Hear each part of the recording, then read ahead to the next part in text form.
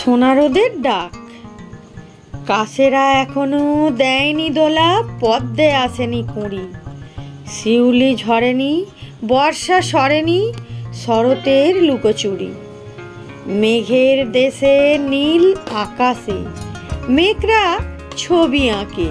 আলো ছায়া ক্ষেতের ওপর, পথের বাঁকে বাঁকে। ভোরের শিশির মাখেনি হাওয়া, খবর দিয়ে যায়।